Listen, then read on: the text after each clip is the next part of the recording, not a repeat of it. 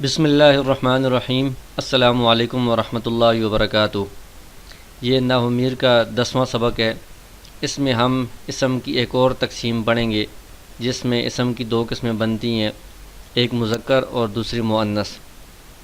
ان کی تعریف کیا ہے؟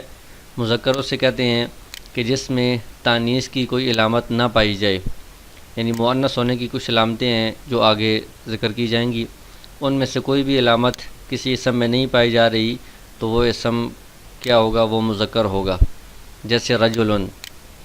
اور مؤنث کی تعریف کیا ہے؟ مؤنث ایسا اسم ہے جس میں تانیث کی علامتوں میں سے کوئی ایک علامت پائی جائے، جیسے امرأۃن ہے۔ تانیث کی علامتیں کیا ہیں؟ تو تانیث کی علامتیں 4 یہاں پر ذکر کی گئی ہیں۔ نمبر 1، جس کے آخر میں تا ہو، گول تا جو وقف میں ہا سے بدل جاتی ہے، جس اسم کے آخر میں ہو یہ اسم مؤنث ہوگا، جیسے طلحۃن، اس کے آخر میں یہ تا ہے تو یہ لفظ مؤنث ہوگا۔ اگرچہ یہ طلحہ نام تو مردوں کا ہوتا ہے، لیکن یہاں پر صرف لفظ کی بات ہو رہی ہے کہ یہ جو لفظ ہے طلحۃن، یہ لفظ مؤنث ہے۔ اور دوسری علامت کیا ہے کہ جس اسم کے آخر میں الف مکسورہ ہو۔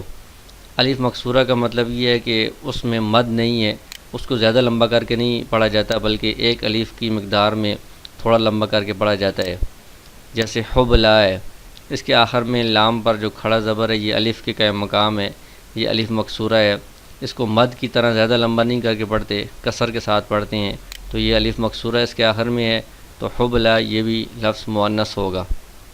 تو الف مکسورہ اکثر یہ اس طرح لکھا جاتا ہے کہ یا کے اوپر کھڑا زبر ہوتا ہے، کبھی کبھی دوسری طرح الف کی شکل میں بھی ہوتا ہے، لیکن زیادہ تر یہ اسی طرح ہوتا ہے۔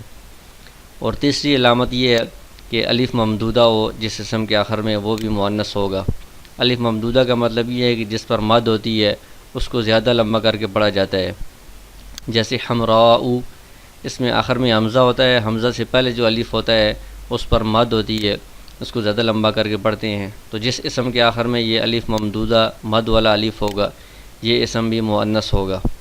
چوتھی علامت یہ ہے کہ جس اسم کے آخر میں تائے مقدرہ ہو، یعنی ایک تا تو ہم نے پہلی علامت میں پڑھی ہے کہ گول تا آخر میں ہوتی ہے، وہ لفظوں میں ہوتی ہے، نظر آتی ہے، اور چوتھی علامت میں بھی تا ہی ہے، لیکن یہ تا لفظوں میں ہوتی نہیں ہے، نظر نہیں آتی، بلکہ یہ مقدر ہوتی ہے، تقدیراً ہوتی ہے، یعنی پوشیدہ ہوتی ہے، جیسے ارضن، یہ زمین کو کہا جاتا ہے، یہ لفظ مؤنث ہے، لیکن یہاں پر تا صراحتاً لفظوں میں سامنے نظر نہیں آ رہی، لیکن جب اس کی حقیقت کو ہم دیکھتے ہیں تو اصل میں یہ ارضتن تھا، تو حقیقت میں اس میں تا بھی موجود ہے، اس وجہ سے اس کو مؤنث پڑھا جاتا ہے۔ یہ حقیقت ہمیں کیسے پتہ چلی ہے کہ اصل میں یہ ارضتن تھا؟ وہ اس طرح کہ ہم نے جب اس کی تصغیر بنائی ہے، تصغیر کہتے ہیں کہ کسی چیز کو چھوٹا کر کے بیان کیا جاتا ہے، جیسے رجل، ایک مرد، رجیل، جب ہم اس کی تصغیر کریں گے تو چھوٹا سا مرد، اس طرح ارضن، ایک زمین، اور اریزتن، جب اس کی ہم تصغیر کرتے ہیں چھوٹی سی زمین تو اس میں تا بھی آتی ہے، تو تصغیر سے اسم کی اصل پتہ چل جاتی ہے کہ یہ اسم اصل میں کیا تھا، تو ہم نے اس کی تصغیر کی ہے، اریزتن تصغیر آئی ہے، تو اس سے پتہ چلتا ہے کہ اصل میں اس میں تا بھی موجود ہے، تو یہ تا لفظوں میں نظر نہیں آ رہی ہے، مقدر ہے، اس وجہ سے اس کو ہم ارضن کو مؤنث ہی پڑھیں گے۔ تو یہ جو مؤنث ہے جس میں لفظوں میں کوئی علامت نظر نہیں آ رہی، اس کو مؤنث سماعی کہا جاتا ہے، کہ ہم نے عربوں سے اسی طرح سنا ہے کہ وہ اس کو مؤنث پڑھتے ہیں، اس لیے ہم بھی اس کو مؤنث ہی شمار کریں گے۔ تو اب ہم تعریف کو دیکھتے ہیں کہ مذکر جس میں ان 4 علامتوں میں سے کوئی علامت نہ پائی جائے وہ مذکر ہوگا، جیسے رجل، اس میں نہ تا ہے، نہ الف مکسورہ ہے، نہ الف ممدودہ ہے، نہ تائے مقدرہ ہے، تو یہ مذکر ہوگا۔ اور مؤنث جس میں 4 علامتوں میں سے تانیث کی کوئی علامت پائی جائے، جیسے امرأۃن ہے، اس کے آخر میں گول تا ہے، علامت پائی جا رہی ہے، تو یہ مؤنث ہے۔ پھر مؤنث کی آگے 2 مزید قسمیں بنتی ہیں، ایک ہے مؤنث حقیقی اور ایک مؤنث لفظی۔ مؤنث حقیقی اس مؤنث کو کہا جاتا ہے کہ جس کے مقابلے میں کوئی مذکر جاندار موجود ہو، جیسے امرأۃن ہے، عورت کو کہتے ہیں، تو اس کے مقابلے میں مذکر موجود ہے رجل، اور وہ جاندار بھی ہے، یعنی مرد، عورت کے مقابلے میں مرد موجود ہے، یہ مذکر اور مؤنث، اور یہ جاندار بھی ہیں، تو اس امرأۃن کو مؤنث حقیقی کہا جائے گا، یہ حقیقی مؤنث ہے۔ اسی طرح ناقۃن، اونٹنی کو کہتے ہیں، تو اونٹنی کے مقابلے میں بھی مذکر موجود ہے، جمل اونٹ، اور یہ جاندار ہے، تو لہٰذا اس ناقتن کو بھی مؤنث حقیقی کہا جائے گا۔ اور مؤنث لفظی وہ مؤنث ہے جس کے مقابلے میں کوئی مذکر جاندار نہ ہو، یعنی مذکر تو کبھی اس کے مقابلے میں ہوتا ہے لیکن وہ جاندار نہیں ہوتا، تو اس کو لفظی مؤنث کہا جاتا ہے۔ جیسے ظلمتن اندھیرے کو کہتے ہیں، تو اندھیرا یہ کوئی جاندار چیز نہیں ہے، اس کے مقابلے میں روشنی اگرچہ ہے لیکن وہ جاندار نہیں ہے، تو اس کو ہم مؤنث لفظی کہیں گے۔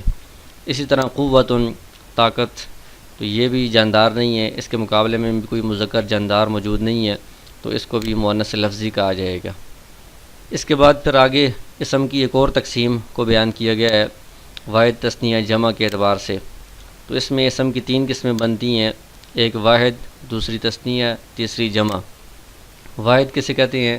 ایسا اسم جو ایک ذات پر دلالت کرے، ایک چیز پر دلالت کرے، جیسے رجل، ایک مرد، یہ واحد ہے، ایک ہی ہے۔ اور تثنیہ وہ اسم ہے جو 2 چیزوں پر دلالت کرے۔ تو تثنیہ کا صیغہ کس طرح بنتا ہے؟ اس کے آخر میں الف ہوتا ہے یا یا ہوتا ہے، اور اس سے پہلے مفتوح ہوتا ہے لفظ، یعنی الف سے پہلے مفتوح فتح والا لفظ ہوگا یا یا سے پہلے فتح والا لفظ ہوگا، اور پھر الف کے بعد نون مکسورہ ملا ہوا ہوگا، جیسے رجلانی اور رجلینی۔ رجلانی میں الف سے پہلے لام پر فتح ہے اور آخر میں نون مکسورہ ہے، رجلینی میں یا سے پہلے لام مفتوح ہے اور آخر میں نون مکسورہ ہے۔ تو یہ دونوں تثنیہ کے صیغے ہیں۔ یہ 2 صیغے کیوں ہیں؟ اس کی وجہ آگے اعراب کے بیان میں آئے گی۔ اور تیسری قسم ہے جمع۔ جمع وہ اسم ہے، تیسری قسم جمع ہے۔ جمع وہ اسم ہے جو 2 سے زیادہ پر دلالت کرے، یعنی 2 چیزوں کے لیے تو تثنیہ ہوتا ہے، 2 سے زیادہ یعنی 3 یا 3 سے زیادہ چیزوں پر جو اسم دلالت کرے گا وہ جمع ہوگا۔ اور اس میں کیا ہوتا ہے، یا تو واحد میں لفظاً تبدیلی کر کے جمع بنایا جاتا ہے، جیسے رجالن ہے، واحد رجلن تھا، رجلن میں لفظوں میں تبدیلی کر کے رجالن بنایا گیا تو یہ جمع بن گئی ہے۔ اور کبھی ایسا ہوتا ہے کہ لفظوں میں تو وہ لفظ اسی طرح رہتا ہے، کوئی تبدیلی نظر نہیں آتی، لیکن تقدیراً کوئی تبدیلی کی گئی ہوتی ہے، جیسے فلکن ہے، کشتی کو کہا جاتا ہے، تو ایک کشتی کو بھی فلکن کہتے ہیں، واحد بھی فلکن ہی ہے، یہ قفلن کے وزن پر ہے، قفلن تالے کو کہتے ہیں، ایک تالا، تو قفلن ایک تالا، اس کے وزن پر فلکن ایک کشتی۔ اسی طرح اگر فلکن کی جمع بناتے ہیں تو وہ بھی فلکن ہی ہوتی ہے، لفظوں میں کوئی تبدیلی نہیں ہوتی، لیکن یہ فلکن استن کے وزن پر ہے۔ استن یہ اسدن کی جمع ہے، اسد شیر کو کہتے ہیں، استن بہت سارے شیر، تو اس کے وزن پر فلکن جو ہوگا بہت ساری کشتیوں کو کہا جائے گا۔ تو یہاں پر فلکن واحد بھی اسی طرح ہے اور جمع بھی اسی طرح ہے، لفظاً تو کوئی تبدیلی نہیں ہوئی، لیکن تقدیراً اس میں تبدیلی ہوئی ہے کہ یہ الگ وزن پر ہے، یہ الگ وزن پر ہے۔ تو اس طرح یہ اسم کی 3 قسمیں ہوں گی، واحد، تثنیہ اور جمع۔ پھر آگے کتاب میں تمرین دی گئی ہے، اس میں مختلف مثالیں ہیں جن میں آپ نے مذکر اور مؤنث تلاش کرنی ہیں، پھر مؤنث کی قسمیں حقیقی ہے، لفظی ہے، اور واحد، تثنیہ، جمع یہ بھی تلاش کرنی ہے اور ترکیب بھی کرنی ہے۔ تو مثال کے طور پر ہم دیکھتے ہیں الخمر، اس میں مؤنث کی کوئی علامت نہیں پائی جا رہی تو یہ مذکر ہے۔ المیسر، اس میں مؤنث کی کوئی علامت نہیں پائی جا رہی، یہ مذکر ہے۔ الانصاب، الازلام، اسی طرح رجسن، ان سب میں مؤنث کی کوئی علامت نہیں پائی جا رہی، یہ سارے مذکر ہیں۔ سلامت، اس میں آخر میں گول تا ہے، تانیث کی علامت پائی جا رہی ہے، یہ مؤنث ہے۔ الانسان، اس میں کوئی علامت نہیں پائی جا رہی مؤنث کی، تانیث کی، تو یہ مذکر ہے۔